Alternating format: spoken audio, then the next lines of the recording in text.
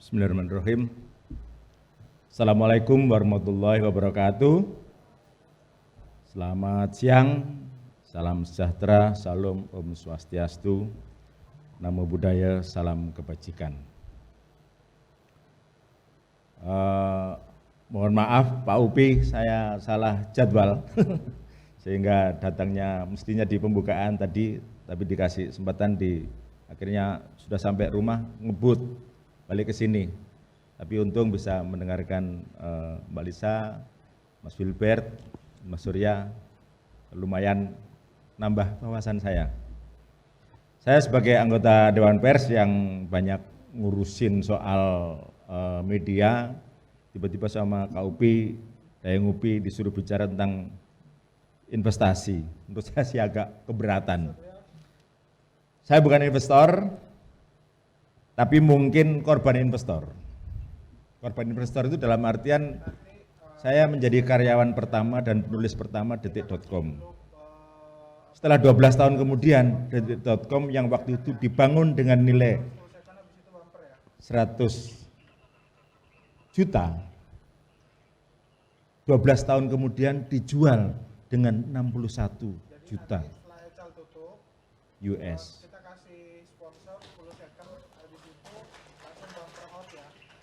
Terus akhirnya saya pindah ke grup Kenyakapan lagi, kerja di Merdeka.com, disuruh bikin.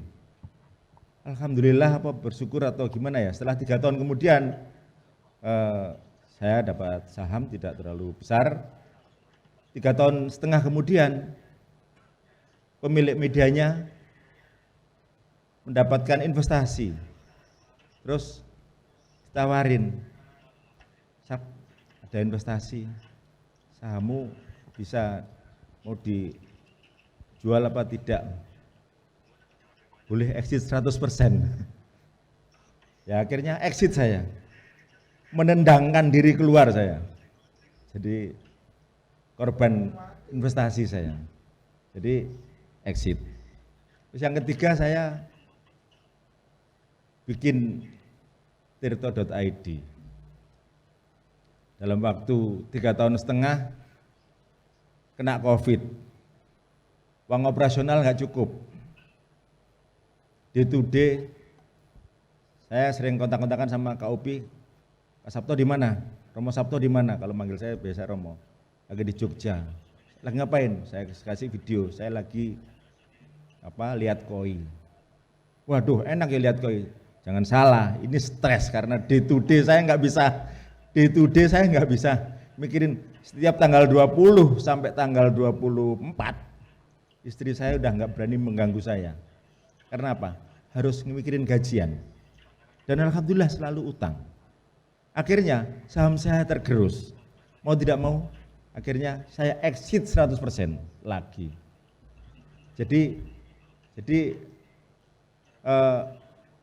Tapi Kak Upi heran. Kak Sabto di mana? Lagi di Eropa. Ini kemana? Lagi di Amerika. Lagi di mana? Jadi katanya korban exit, korban apa itu? Korban investasi tapi exit, tapi jalan-jalan terus. Jadi investasi yang saya lakukan memang tidak day to day beli saham, tapi seperti yang sama-sama Mas Wilbert tadi, kita membangun usaha untuk investasi ke masa depan. Sekarang kalau ditanyain berapa harganya kira-kira Detik.com, mungkin saya merasa dulu 61 juta US, sekarang bisa jadi 3 kali 5 kali lipat. Karena apa? Pendapatan tahunannya waktu zaman saya 120 M setahun. Sekarang informasi terakhir 1 tahun Detik.com 750 M setahun. Jadi kalau misalnya kasar-kasarannya dikalikan 5 saja, itu sudah berapa? Ya, jadi ada model investasi-investasi yang lain. Kita juga pernah ingat cerita Bu Sri Mulyani, katanya orang Indonesia sama orang Amerika pinternya sama, duitnya sama, sekolahnya sama. Tapi kenapa kita pergi kerja dari pagi sampai pulang, anak belum bangun sampai anak sudah tidur, ternyata tetap begitu-begitu saja. Karena apa? yang bekerja diri kita, fisik kita, sementara mereka yang bekerja adalah asetnya. Jadi perubahan-perubahan itu tentu aja asetnya berarti investasinya. Bapak-bapak Ibu sekalian, kita mengalami hari-hari ini katanya pertumbuhan ekonomi ya 4%, bahkan mungkin baru triwulan ketiga ini informasinya 5% poin dikit.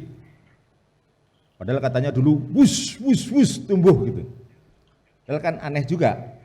Ekonomi relatif sebelum-sebelumnya relatif. Jalan apa? Karena infrastruktur jalan, infrastruktur mengerjakan banyak orang. Apa yang salah? Apa yang salah? Kalau biasanya mestinya, karena apa? Bank kalau di sini mestinya harus ngasih jauh lebih kecil lagi. Kalau di luar negeri, mohon maaf, kalau teman-teman yang sudah biasa punya investasi, kalau di sini kita kadang nabung di bank, taruh 1M tidur aja dapat. Ya, males-malesan gitu. Sementara otomatis langsung dapat interest. Sementara kalau di luar, sebagian besar justru lebih islami. Karena apa? Diinvestasikan. Kita pernah punya duit 1-2 miliar saya taruh di Singapura, lupa, diam aja Pak, ada duit 2 miliar. Oh, ternyata nggak ngapa-ngapain duitnya, diam saja. Karena apa? Kalau di sana harus ada akadnya. Jadi ditawarin ini berbagai instrumen. Jadi pola pikirnya belum sampai ke sana, pola pikir.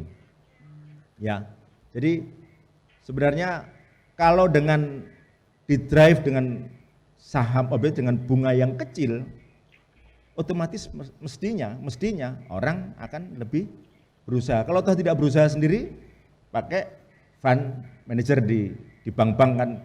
Sekarang sudah ada misalnya SBC atau misalnya CMB dan lain-lain, itu sudah membuka peluang-peluang untuk tersebut.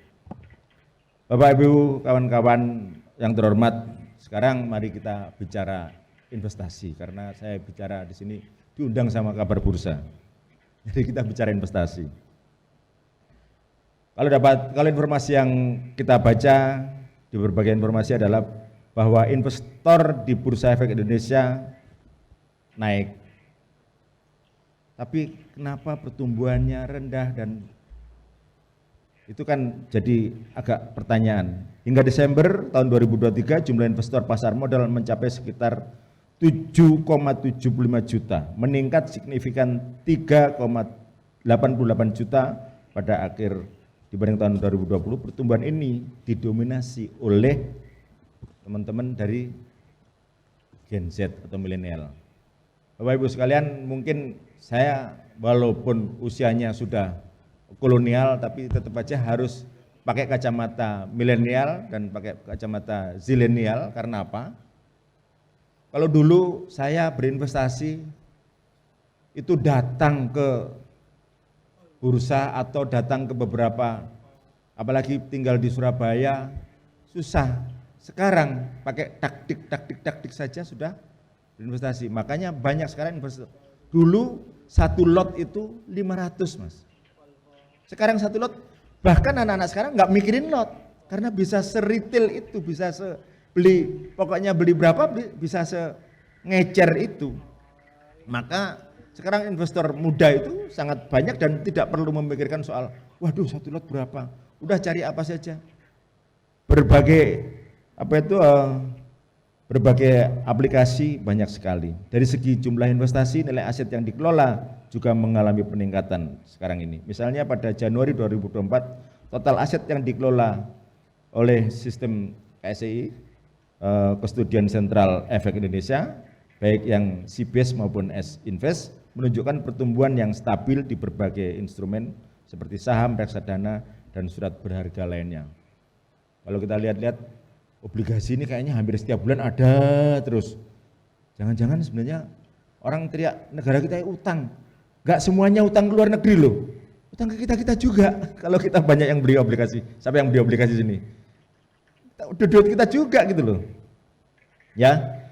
Beberapa aplikasi yang ramai misalnya ada Ajaib, ada Stockbit, iPod, New Hots, Motion Trade dan lain-lain. Bahkan mungkin yang lagi trending sekarang mungkin ajaib mungkin ya, itu cukup signifikan, cukup ajaib, meningkatkan banyak pengguna. Bapak Ibu sekalian, saya mau cerita sedikit bahwa termasuk juga pesan buat Kak Upi, bahwa kita perlu juga menciptakan pasar. Ini cerita pengalaman kebetulan dari Pak JK. Pak JK itu kan tahu kan Kala Motor di Sulsel Makassar sampai ke timur. Itu 2 tahun katanya nggak laku jual mobil. Salesnya ditanya, wah nggak ada, susah. Akhirnya apa yang terjadi? Setelah dikumpulkan, Pak Kala ini memang berpikirannya strategis, Pak JK ini. Akhirnya apa yang terjadi? Ternyata sebagian besar orang sana itu banyak kan petani sama pemintal. Akhirnya apa? Mereka dikasih kredit atau dibagi pupuk. Begitu pupuknya pertaniannya maju, pupuknya berhasil, nggak usah marketingin promosi habis-habisan pakai bikin flyer dan lain-lain, orang pada beli mobil Kala Motor. Jadi itu artinya bagaimana kita bisa tahu tentang situasi pasar, bagaimana kita menciptakan pasar, dan bagaimana kita bisa memanfaatkan untuk bisa mendapatkan pemasukan dari pasar. Nah, sekarang saya mau masuk bahwa kaitan investasi dan masa depan. Agar sehat, setiap pagi investasi dengan bangun pagi, lari, atau jalan atau exercise. Kuota harian biasanya Kak Upi ya. Makan yang sehat adalah investasi kesehatan juga. Sampai tadi ada yang bilang, saya intermittent. Siapa tadi? Ada pembicara yang bilang intermittent. Nah, senyum-senyum, langsung angkat tangan. Ya, itu investasi menurut saya. Bahkan Ustadz Dasat Latif atau Kresihab, juga para pendeta, memberikan investasi rohani untuk kehidupan kelak yang dijanjikan oleh kitab suci. Malah saya main koi, diketawain oleh kawan-kawan, disuruh leleh saja karena lele bisa makan. Mereka nggak tahu bahwa saya main koi itu adalah investasi untuk hati. Karena apa? Karena itu yang menetralkan diri kita dan itu yang mempengaruhi supaya kita tidak ngasal, supaya kesabaran kita dilatih. Bapak Ibu tahu bahwa siapa orang yang pernah terkaya, namanya Buffett, ya, pemilik saham terbesar. Buffett itu apa? Menurut saya orang paling sabar. Jumlah perusahaannya 400, sampai katanya dihitung setahun saja kalau setiap hari dia datang ke satu perusahaannya, nggak cukup hari itu. Karena perasaannya lebih dari 360. Ya, jadi sejatinya hidup adalah bagaimana seni berinvestasi.